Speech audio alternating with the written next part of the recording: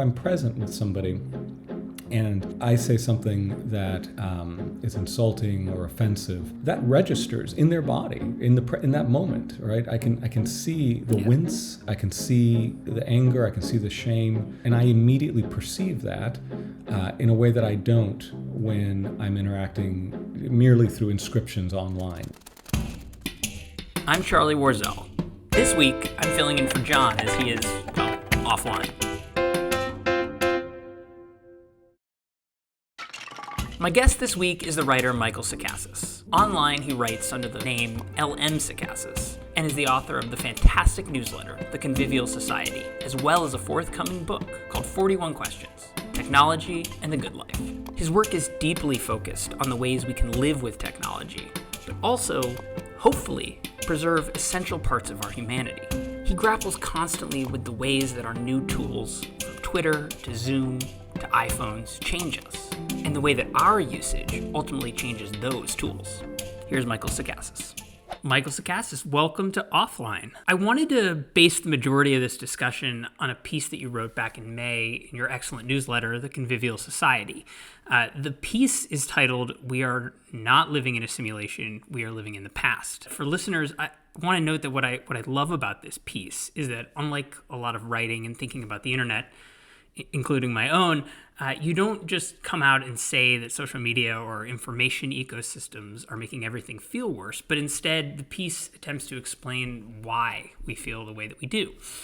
At the outset of the article, you suggest that the germ of the idea came as you were thinking about this seemingly common experience that many of us have recently in the sort of post-Trump, mid-perma pandemic, and that's a feeling of being stuck.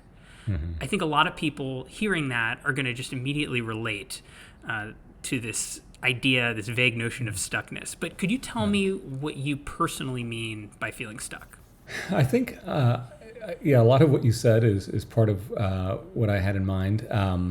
But the sense that we seem to be stuck in loops that we can never quite escape, that especially online debates and conversations tend to never move productively forward, but spiral downward, as it were, and that we're constantly having the same kinds of conversations, never resolving the issues that they're about, that there is no forward momentum. It just seems as if we're doomed to kind of just repeat the same patterns that we've been trapped in for some time now. And then I think even personally we might feel this, where we have a lack of a sense of purpose, or we find ourselves acting in ways or behaving online or maybe engaging online in ways that we sort of know are counterproductive but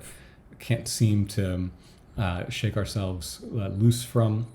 And so that it generates this sense of, again, just falling back into patterns we never can't quite escape or transcend. Do you see this stuckness as something that's generally separate from the kind of anxiety and dread that you can feel plugging into, let's just say, something like Twitter, or even just scrolling the news on Instagram or TikTok or some social media app? Do you feel like the anxiety and dread we feel is a part of that stuckness, or do you feel that that's something kind of separate? This is really its own phenomenon. Yeah, I think maybe they're intertwined. The anxiety and dread is a kind of a emotive response, maybe, to an affective response to this sense of being unable to not just be stuck, but to be confronted with situations that we feel we have very little agency over, I think is another dimension of it. We've been confronted with a tremendous amount of uncertainty over the last few years as we've tried to navigate any number of crises. The pandemic, I think, is a great example of this, especially early on. And so we, in some respects, I think, turn to social media often to somehow alleviate that uncertainty, to go in search of the right bit of information, and often don't find what we're looking for and end up feeling more anxious because of this decision to search for these answers through social media, and so there's a stuckness in the sense that we can't ever again kind of resolve or find the answer, find the solution that we turn to social media for, that we might be turning to social media for, or digital media more broadly, and then that probably contributes to this sense of anxiety, of having to deal with an uncertainty that we can't resolve. I want to hold on some of the specifics of those dynamics and the idea of agency and come back to that. But let's talk first about the premise of the piece. When I first heard, or I guess read this piece, it kind of cracked open my brain. You wrote that, quote, "The internet as a mediator of human interactions is not a place, it is a time. It is the past. I mean this in a literal sense. The layers of artifice that mediate our online interactions mean that everything that comes to us online comes to us from the past, sometimes the very recent past, but the past nonetheless." When I wrote about this theory in my newsletter, I had a lot of people tell me that no, social media is too focused on the present. And so I'd love if you can explain a little bit more of what you mean about that distinction between the feeling that everything is happening right now and then your notion and theory that so much of what we're actually encountering online is coming from the recent past. I think the idea as it crystallized for me, and it was a sort of idea that all of a sudden kind of enters into one's mind, and I thought, well, yeah, I think there's something here, and it's like I said, I mean this very literally, right? So if I'm scrolling Twitter, for example, everything that I see is already coming to me from the past. In other words, it's been generated not in my immediate presence, which is the lived present, right? But it's being generated in the past. And the reason this is so is because what we encounter online are inscriptions, right? And so this is even thinking about the fact that so much of social media is also textual, right? Or that there is some sort of inscription, whether it's the meme or the text that we might type out, that we, in that act of writing, we are creating a document, right? We're documenting something, expressing ourselves, but in that expression, creating a document. And then what others encounter is that document, right? It's that mediated documentation of the thought that I may have had in the present, right? So, and I realize, because I understand the pushback that no, this is actually very presentist, and in fact, I've actually made that case in the past. I've sort of thought about it in that way as well, and I won't necessarily say that no, that's an absolutely wrong way to look at it, but that even when we're thinking about being entwined in the present, it's still kind of dominated by the archives that we're building, right? We're always turned back towards what has just been said, right? We're never quite turned forward, looking into the future, or simply inhabiting the present. Whenever we are contributing to engaging in social media, we are literally building archives that are documents of what has already been said and what has already happened. And so some of those may come to us rather instantaneously, right? So that it does feel as if this is, in fact, presently happening. But they very quickly recede. They're always receding, and there's a kind of piling up on top of layer over layer of sort of mediated inscriptions, right? That builds up this archive of the past, which is what we're always turned toward, I think, when we're engaging online. And so I think that's what I had in mind, and that's why it struck me that we're anchored to the past in a way that may be really counterproductive towards finding a kind of agency in the present, or even to be able to think more productively about the future. And I think about this a lot just on a very practical level, right? I'm someone who is using Twitter way more than they should as sort of the primary social media experience. And I notice a lot of time that, especially if a tweet of mine gets a little bit of pickup and is, either not viral, but goes, out beyond the network that I intended it for. And I'll notice people coming to this observation 6 hours later, maybe a day and a half later, and the whole context surrounding what I was talking about has completely changed. Right. And I think that's a great way to sort of illustrate in a very practical level what's happening in the way too that can cause this disconnect. I often see people get very mad about things that were those, documents of a very specific sliver or moment in time. I actually see it happening too across different types of media. Interestingly enough, I'm a contributing writer at The Atlantic, and The Atlantic just opened up its archives for its 160 plus year archives of everything. And there were a lot of people going through it recently and saying, like, but did you see this article from, 1880 that is, very racist?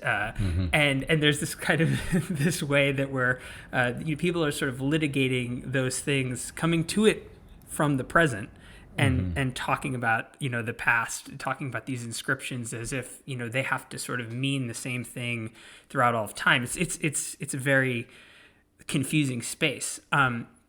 But one of the lines that really kind of set off alarm bells for me was, speaking to all this, is you wrote, because we live in the past when we are online, we will find ourselves fighting over the past. And that part about the fighting is really important, I think, in this experience of the stuckness. Around the time that I read your piece, I saw this chart that was published by Axios about social media engagement around mass shootings. And it showed that after the tragic shooting in Uvalde, Texas, that online engagement around the tragedy plummeted after a couple of days. There was a shooting, a white supremacist shot up a supermarket in Buffalo the week before that, or 2 weeks before that, and the same sort of thing happened where it was dominated social media for a short time and fell off the map. And this idea that even with absolute tragedy, it's so hard to rally the country's attention. And I guess do you see this as all of a piece with your theory? Because it seems to me that two things are happening here. That one, we're just constantly barraged by new events that make it very hard to live in the present. And then because we're trapped in that flow, we kind of tend to argue about the same things. And it's all that backwards facing. I mean, certainly the preponderance of information that we encounter, it makes it very difficult for any particular event to gain traction. I mean, I don't think we've talked about information overload for a very long time now. I think that's a phrase that probably has 15, 20 years old at this point. But I still don't know that we've fully grappled with the consequences of what we're talking about when we talk about information overload.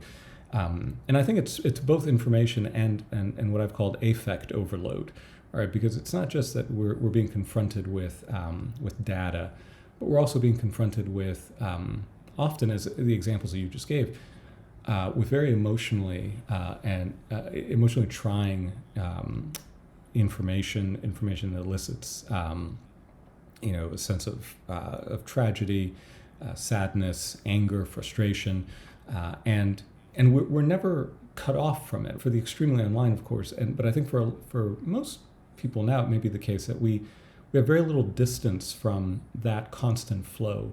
You mentioned other kinds of media that might also kind of partake of the same dynamic. And I think that's true, right? So any documentation, whether it's writing, a photograph, a video, film, a magazine article from 1880, they are all from the past, right? They all arrive to us from the past in some way or another. What I think the difference is that the ubiquity of our connection to the internet, right? The fact that it is always with us, that we're constantly plugged into it, so that it's not as if we sit down, we encounter the newspaper, and in it we read about things that happened yesterday, right? So when somebody opened up the newspaper, they were also being confronted with the past. But it's that we're constantly plugged into that stream, right? And so we're bombarded with the information, and it's always receding into the past, and we are overwhelmed. I think our emotional capacity for emotional response is overwhelmed, and in many cases, I think also our ability to process the degree of information that we encounter, can be epistemically challenging, and so all of these things I think do combine to create a situation where, it's difficult to sustain attention, just in terms of how our internet experience is structured through social media. It can be very difficult to for any event to gain traction for much, for very long at all. So it's not surprising that even that amount of time is shrinking over time. Offline is brought to you by Blue Moon. Summer is the most fun when you can savor every moment, so I spend it drinking a light beer you don't actually enjoy. Blue Moon Light Sky is a light beer with incredible flavor that you can only expect from Blue Moon, and it's the perfect companion to those summer moments you want to make the most of, like when John and Tommy do our offline takeover, which is what you're in right now. Tommy, what do you want to use this feed for? Some foreign policy thing on your mind? All I really want to do, though, is have a Blue Moon Light Sky citrus wheat and tropical wheat, both in the real world and in the metaverse, because they are refreshingly light. They're citrusy wheat beers that check in at just around 95 calories per 12 ounces. Both beers, they're bright, they're crisp, they have a twist of citrus.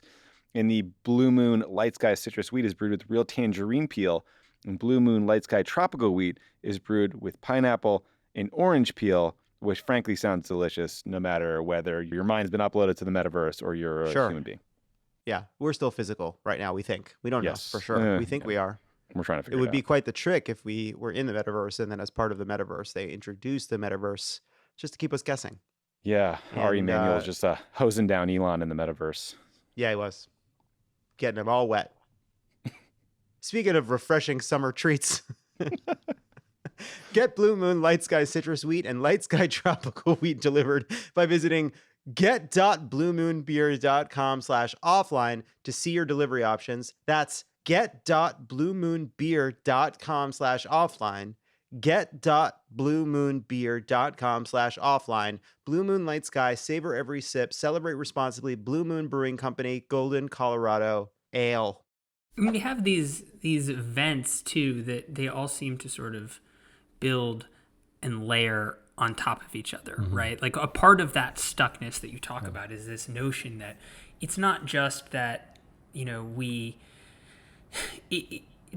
two sort of almost opposite things kind of seem to be happening, right? Which is that nothing can stick and have that traction, but at the same time, we just keep building on top of it, crisis atop of crisis atop of crisis. I think people are really overwhelmed by that. One thing that you've described with this is that the sort of digitization of all this media, it's this disordered relationship to time, right? Because the focus is so disproportionately in one direction. I'm sort of curious if you could expand on what you think that is doing to us. Like you mentioned, 20, 30 years ago, we had newspapers, we obviously had media that was focused in the past. But now, because that focus is so constant, like what is that doing to just average people to be spending so much time dwelling backwards as opposed to, looking into the future or really enjoying and absorbing the present? Well, a lot. I think it's doing a lot. I think it's a common complaint to feel as if we're unable to inhabit the present, and unable to kind of be, the cliches, to be in the moment, right? I think there's a moral dimension to that, in the sense that, what often is calling our attention in the moment is, the people we may be with, right? But we have a difficult time attending to them as fully as we ought. because we have a kind of compulsive relationship to the information flows that are always present with us, that we carry around, in our pockets, that are always before us. And so I think that inability perhaps that we might feel sometimes to simply step away from those flows of information, those social media feeds, in order to simply be with the people we ought to be with, to give our attention to the tasks that we know are required of us, our obligations, and I think then that kind of sort of self-loathing that comes from knowing that you ought to be doing something other than doom scrolling at this particular time, even if it maybe is just getting a decent night of sleep, and so that there are, again, emotional, I think even kind of physical consequences to that, and as I suggest, even moral consequences in that we are not perhaps becoming the kind of people that we want to be, or dealing with others in the way that we know that they deserve. And I think that has ramifications across, past, present, and future, right? So what might it mean to kind of a rightly ordered relationship to the past? I think we ought not to ignore the past, right? And saying that we're always focused on the past is not to suggest that we should not relate to it properly, learn from it where appropriate, value the histories that inform our understanding of the world in which we live. And likewise, as we think about the future, we can imagine anxiety is a kind of disordered relationship to the future. But in the way that our digital technologies encourage us, maybe train us to experience time and to think about these three dimensions of time, I think it could throw off our ability to relate rightly to the past, rightly to the present, and rightly to the future. And I think we find ourselves sort of skewed on all of those axes. We're sometimes too preoccupied with the past, but in a way that's not actually generative of understanding and wisdom. We're unable to be in the present in the way that we know we ought to be. And then when we think about the future, it's generally with a sense of anxiety and a sense of a lack of agency, or an inability to imagine better alternatives. Yeah, something it makes me think about immediately too is sort of the moral dimension that you're talking about too, in the way that we relate, to other people, is how it just kind of warps our perspective of who we're talking to and when, right? Again, just on a very practical level. Like, I'll go back to the way that a lot of people, the way that I talk to certain people on social media, the way they talk to me, the way I watch, others talking to each other, especially the lack of kindness that you see, but also just in general, like, there's something that's very strange, right? We always say, I think, oh, you would never say that to my face, because we're not really perceiving, when we are physically together, like our sense of time is so much more aligned, right? Like we very understand that we are in the moment with this person. The words that come out of my mouth, like, it's going to affect them. It's going to affect, how they look, how they respond to me. It's going to affect the air in the room that we're with together. And all that, I think, is a relationship to time, and a relationship to the present, and a relationship to the future. And some of that warping, I think, has to do with why it's so much easier. It's not just that I'm not in the same room with you, it's that I'm not almost in the same time as you. So I can say almost whatever I want, or I don't behave in the way that I would if I was there. That's what it makes me think about to some degree. And I think that that's such an interesting point about anxiety too, as a sort of a disordered relationship to the future, that kind of ruminating. It makes a lot of sense, and I think it's there's something really kind of upsetting, right, to this idea that not only do these tools tend to trap us in that sort of cycle of the past, but also that when we do kind of look forward, that it's in this really anxious way.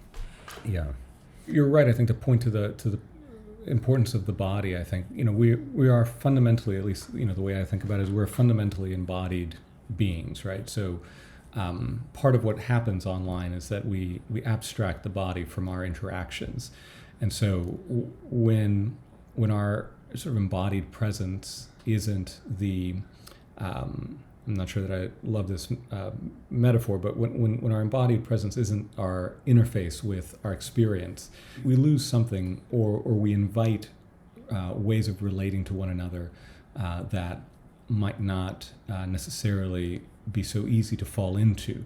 Because of course people can be cruel to each other in face to face. The fact that somebody says, "Well, you wouldn't say that to me." If we were facing, maybe they would. People can be remarkably cruel to one another under all sorts of conditions. But I do think it's easier to do so when we are not confronted with the immediate impact. And again, this does have a temporal dimension, doesn't it? Right? Because if I'm present with somebody, and I say something that is insulting or offensive, that registers in their body in that moment, right? I can see the wince, I can see the anger, I can see the shame, and I immediately perceive that in a way that I don't when I'm interacting in merely through inscriptions online, right? And again, when those inscriptions are removed in time, but also the body is absent from the exchange.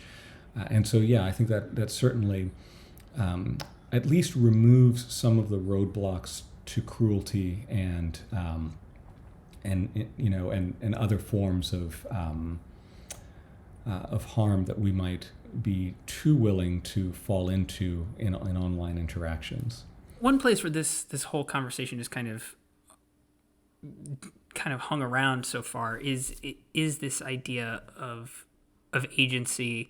And I mean, to me, reading your newsletter on this and thinking quite a bit about it, I just get this sense that it all builds towards, whether it's the stuckness in the past or the looking toward the future and feeling that kind of anxiety, that it all is almost a perfect recipe for feeling powerless, right? And you write that let's see, on the internet, fighting about what has happened is far easier than imagining what could happen. So not only do we have this sort of anxious look towards the future, this stuckness in the past, but also this kind of almost a curbing of our imagination. I mean, would you agree that it is that recipe for feeling powerless? It also feels like a recipe for loneliness. It just feels like it kind of it's almost like a worst case conditions, that lead to an action. Yeah, and I think that's because for when we're interacting online, the only form that action can take is through posting, right? Through adding comments to the discourse, or dropping a meme, or what some form of discourse, right? That's the only possible. Now, this is not to say that those online interactions or actions may not generate sort of offline actions that can look very different and can have very serious consequences. But when we're online, the only shape our action can take is to just pile on, right? To pile on to the discourse, and in that way add those layers of commentary on top of commentary, where it doesn't take very long before everybody has lost sight of whatever the original point of conflict might have been, and we've stepped into what I've elsewhere called a kind of meta positioning, where we're just trying to figure out, well, what are the people on my side saying, so that I can understand how I can relate to this particular debate or controversy, or we're otherwise trying to just figure out what the appropriate quote tweet is going to be that I can contribute to this viral moment, and that's just not going to.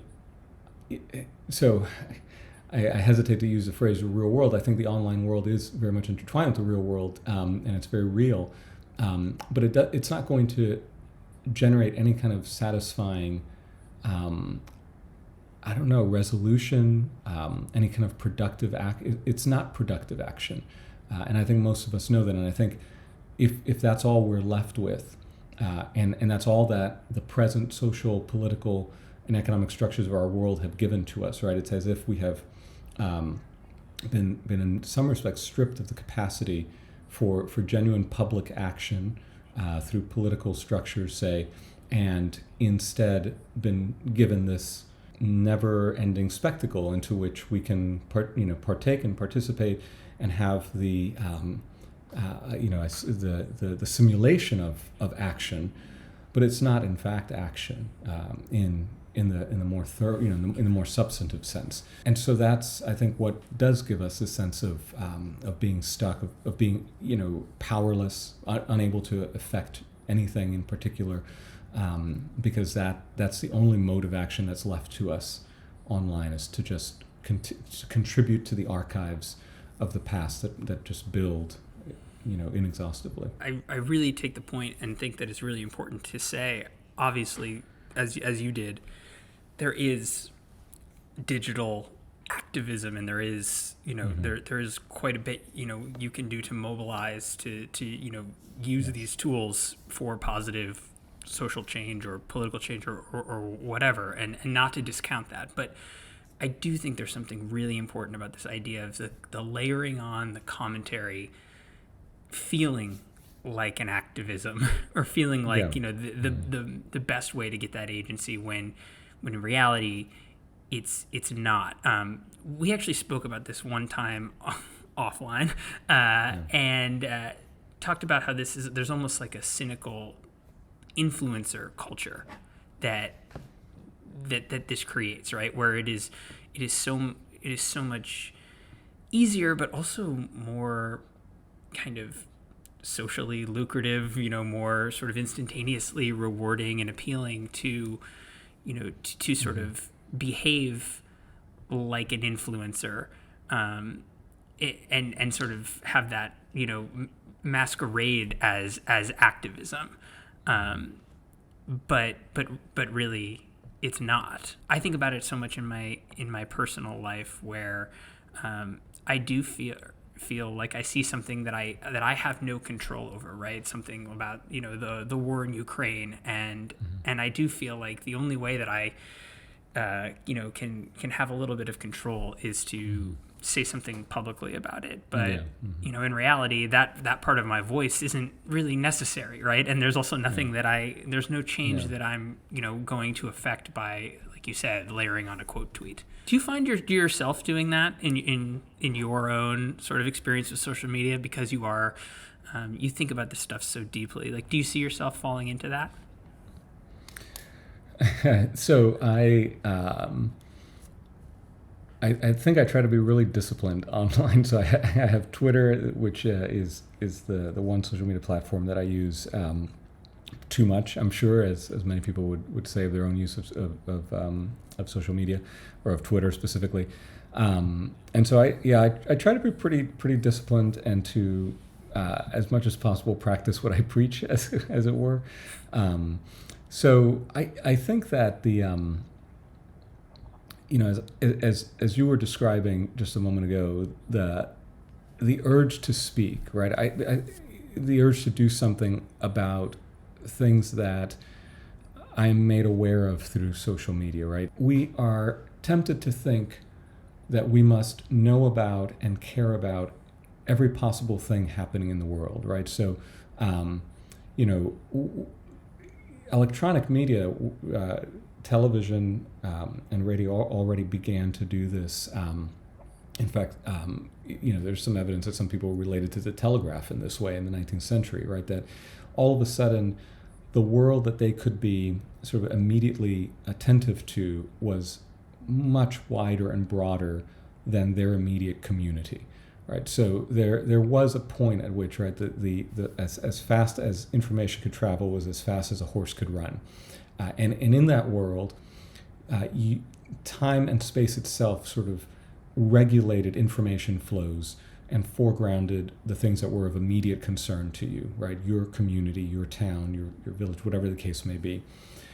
Suddenly with electronic media, and then exponentially more so with digital media, we have, as it were, our senses, is a kind of a Marshall McLuhan way of putting it, right? But our senses have been extended into the whole world, right? Digital media is an extension of our nervous system, so that we now can perceive things happening across the globe almost instantaneously. And we can't care. I don't know. My sense of this is that we can't care about it all, and we can't know about it all. And I don't mean that in the sense that we shouldn't. And this is, I think, part of maybe the tension that many of us feel. We encounter things that are very serious, that are worthy of attention. But there's a limit, I think, to the degree to how much we are able to focus our attention productively on an issue, on a crisis, and then to think about what is it that I am capable of doing in relation to this particular development. And mass media did this, already began to do this in the sense that it kind of made the national the primary form of information that we encountered, say in nightly news, network news, and it tended to make local developments and local politics and local events somewhat less of the focus in the world of the media, right? And so in the case of digital media, this happens, I think, by default, in the sense that we have, connections. We can easily connect and receive information from across the globe. So I think the idea is probably to figure out, knowing that there are many things that deserve our attention, where can my attention and my presence and my action most productively align? And that answer is going to be very different for different people, right? I may have a different answer given where I am and what my own skills and capacities are than what yours might be and somebody else's might be. But I think that trying to figure out where I can make attention and capacity and action meet productively in my own experience, and realize that there are limits to me as a human being in terms of what I can know and what I can, the kind of care that I can give and the kind of action that I can contribute. And to resist the temptation, perhaps, to feel as if I myself need to be immediately involved with every particular crisis that comes across my feed. I mean, I find in my tortured relationship with social media that I am constantly entertaining this fantasy of, unplugging completely, right? Getting off of there. And, there's a bunch of different elements that complicate this, including that my job is to pay attention to this stuff.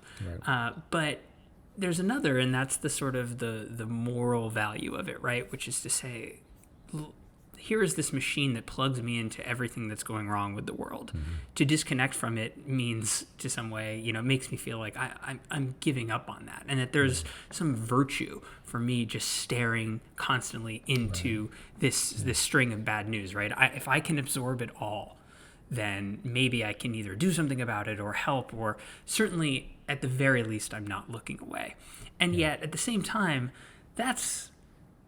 it's just not actually a productive way. I've talked to numerous people about this, from colleagues to friends, and they all end up saying it in a lot of ways, frequently being bombarded, being overwhelmed, being stuck in the past, so to speak, or being made anxious about the future makes you a worse, activist, or makes it harder for you to, to really focus or to care. It paralyzes certain people, right? Instead of spurring them into some kind of action.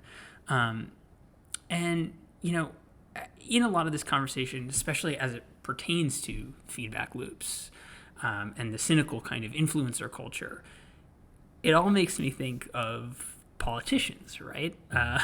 there's the sort of meme now that politicians are professional shit posters, right? They're professional influencers, and we govern through. A lot of politicians are, instead of governing, they're kind of influencing. They're aggregating, getting attention, and that attention is power, but it's not really governing as we think of it.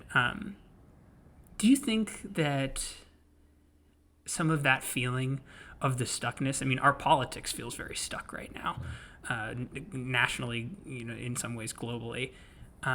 Do you think that has a lot to do with that sort of influencer, sort of, media dynamic kind of taking hold and influencing every part of our lives? I mean, one way I've thought about it with respect to, a certain segment of political culture and certain politicians that maybe are more online or have recognized, or have, maybe not recognized is not the best way of putting it, right, but that have too readily adapted to the dynamics of the attention economy.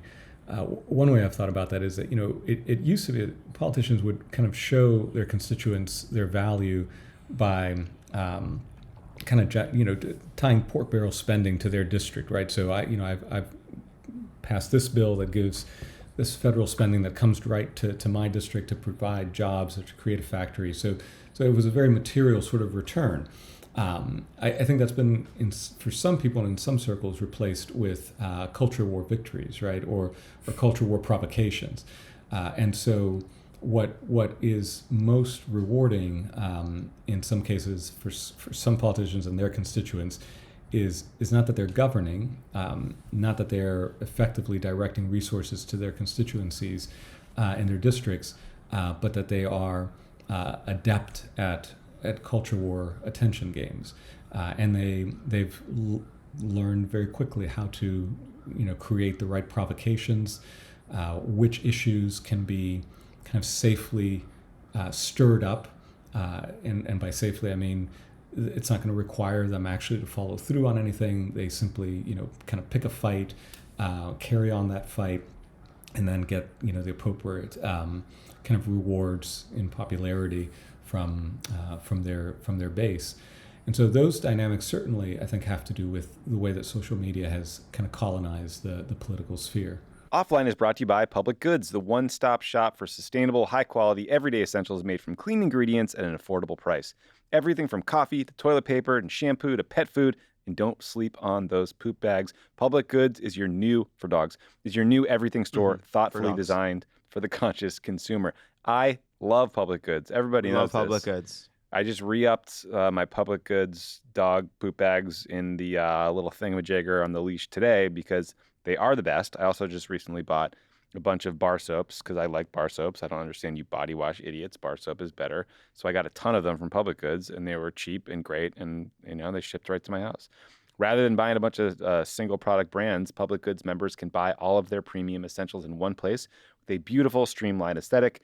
Public Goods searches the globe to find clean, healthy, eco-friendly, and innovative products. And knowing what's in your products and where they come from is important.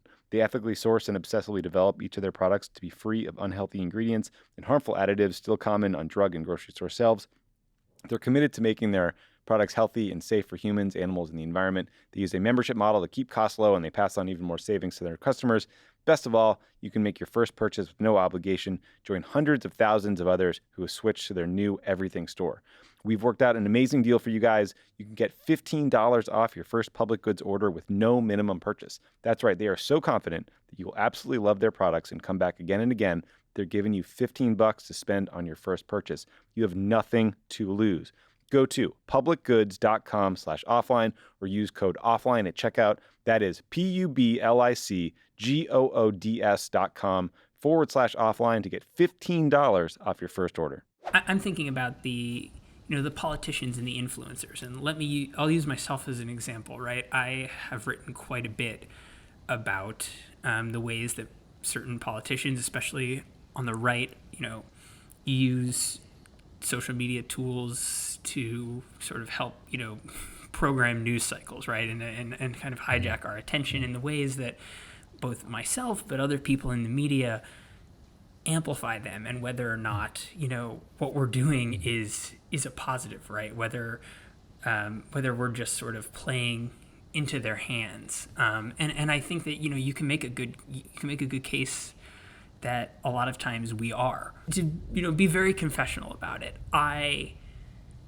frequently feel that, when I'm writing about, someone like, let's just say Marjorie Taylor Greene or something like that, doing something outrageous, outlandish, the goal is to expose that to an audience and maybe call them to action, or, to help understand some awful things that are happening in the world, and the potential downstream consequences. But I might just be, feeding that. I might just be giving that enough attention to let it keep breathing. And so I've felt over the past few years, the desire to want to ignore this, these things that are awful, because I think maybe starving it might actually, in a world where attention is currency, that might be better. Now, that whole preamble is to say, you've written before about the power of silence. And I'm wondering if, especially in a culture where politicians have become influencers, do you think that is silence on all of our part, right? Is ignoring this type of stuff, whether we're the media or whether we're just outraged people on Twitter with the ability to quote tweet, is that a way to break the cycle? Yeah, I think so. I would say the journalist is maybe in a slightly different, the moral calculus of the journalist is maybe slightly different than the individual. So for me, I would say, yeah, this is my practice. I think I wrote about this around 2013 or so, right? The best I can do is to, if I'm a node in a network, right? If that's how I understand my role in the attention economy, I'm a node in a network with the kind of provocateurs that you're describing. The best I could do is not to critique, but simply to let that little message die, right? So that if it hits me, it won't spread further through me to those other nodes that I'm connected to, right? So that, yes, silence, I think, is power. And I think this is very counterintuitive, because silence as complicity is the line that I think more readily comes to mind for a lot of people. And so I think I want to clarify strategic silence, and that different people, positioned differently in hierarchies of power, need to think about this differently, right? But I'd say for the average citizen who's on social media and sees this kind of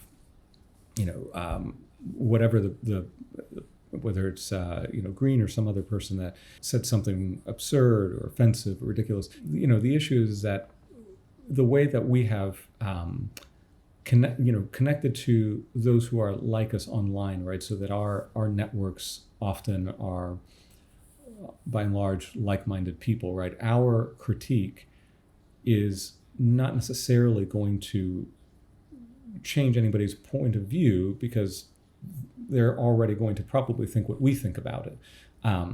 What it will do is sort of amplify the message and maybe give it more air, more oxygen than it would have otherwise.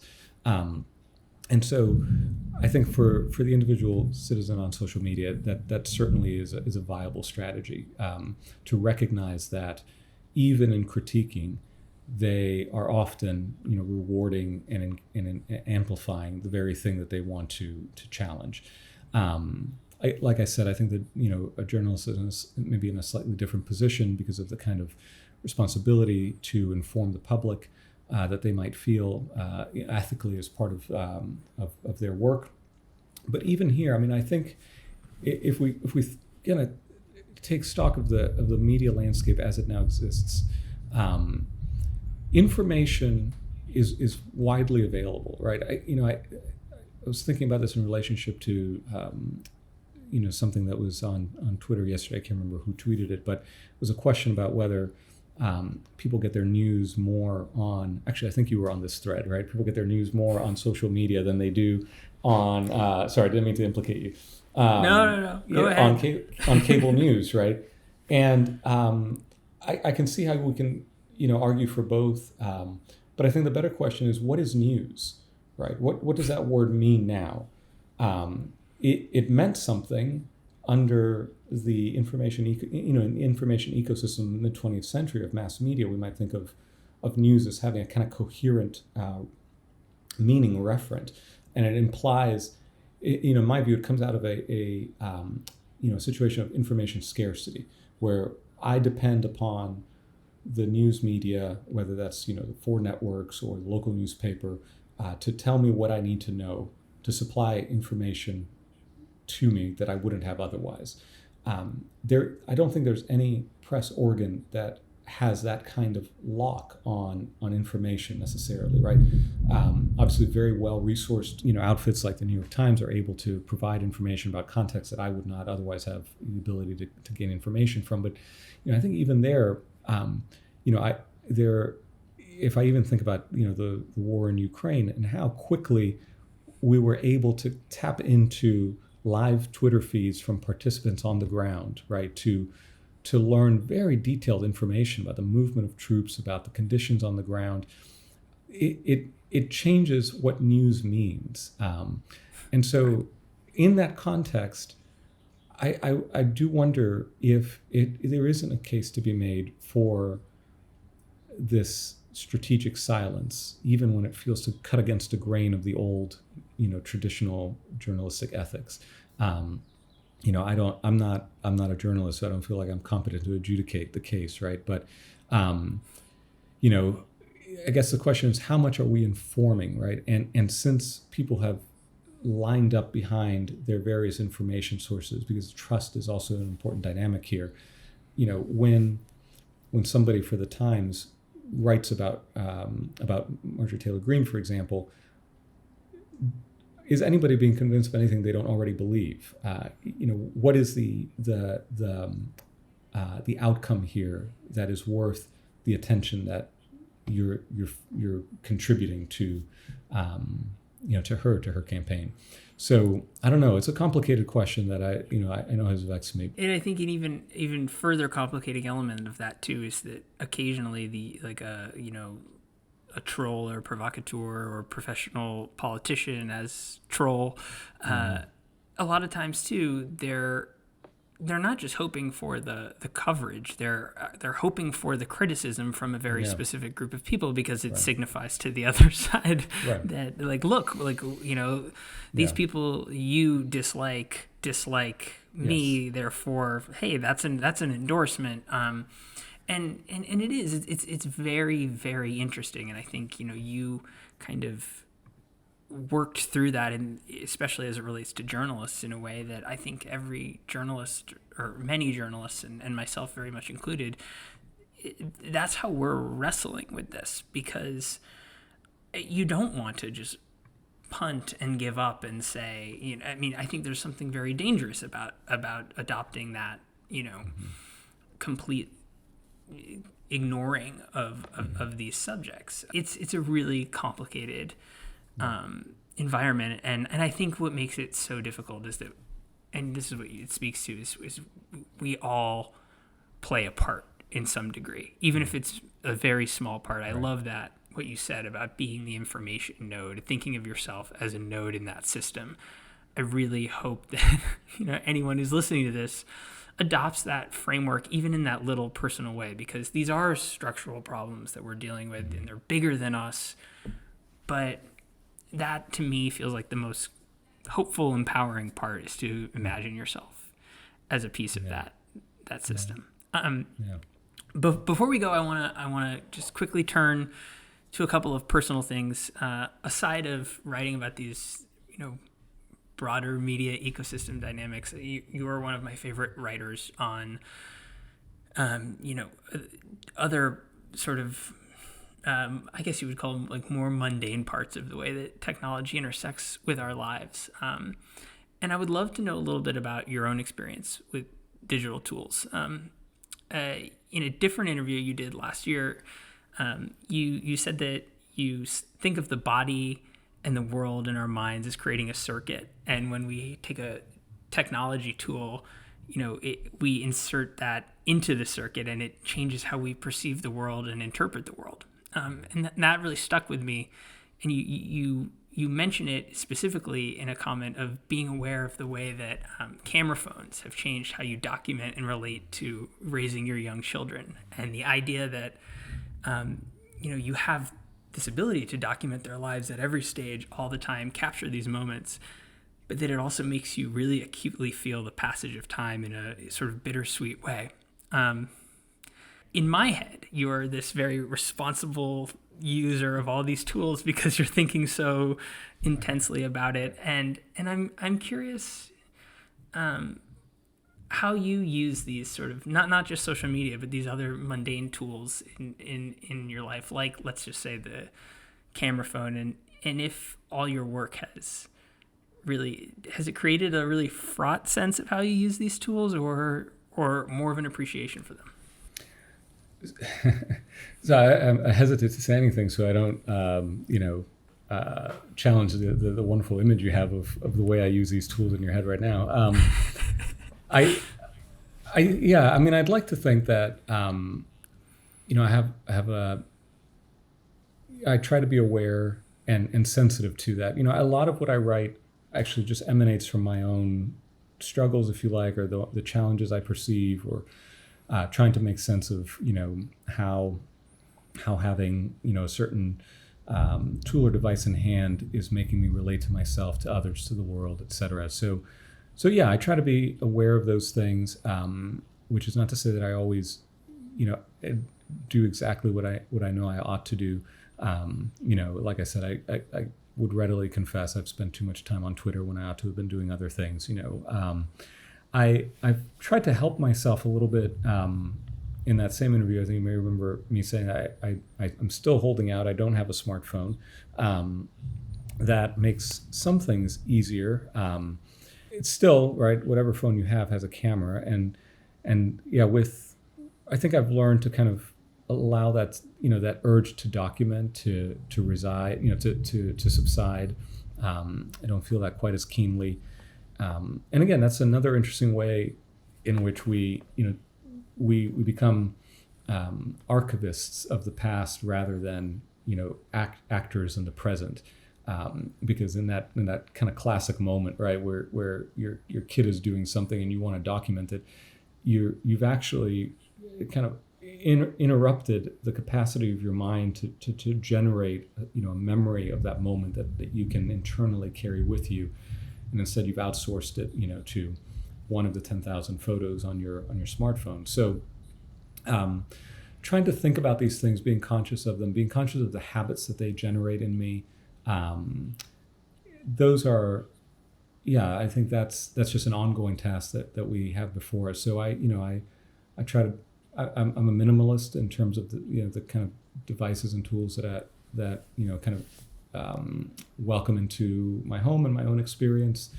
And then, one thing I've been trying to do is, and in some respects, this is really at the heart of a lot of what we've talked about in a sense, I think. It may seem like a stretch, but it's just trying to remember what it means to be human. And for me, that means in part what it means to be limited in the way that I am limited as a sort of creature that I am, given, the embodied nature of my existence.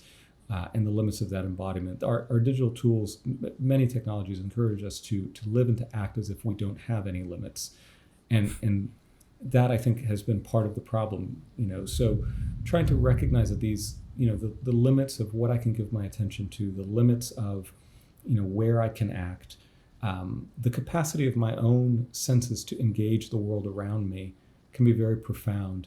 Those are the things that I'm trying to discipline myself to cultivate, right? To just become more fully engaged with the world around me through, through my sight, through my hearing, my touch. I mean, it may seem like a silly thing to say, I don't know, but I think there's something really fundamentally important about recapturing a sense of our, of what it means to be a human being, its limits and its capacities and the joys that it can bring. No, I think that's lovely. I think the limitations part is really it really resonates in a way where I'm not doing that very much. So that kind of brings us to the last question that is always asked here, and I think you're probably going to have a more rich answer to this than most smartphone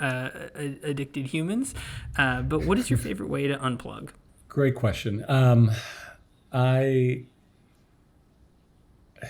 enjoy walking, and I've tried to do that more. I have the benefit of living in a kind of slightly wooded enclave of the suburb where I live, and yeah, I think I've found that being able to walk clears my mind, and is kind of empowering and renewing.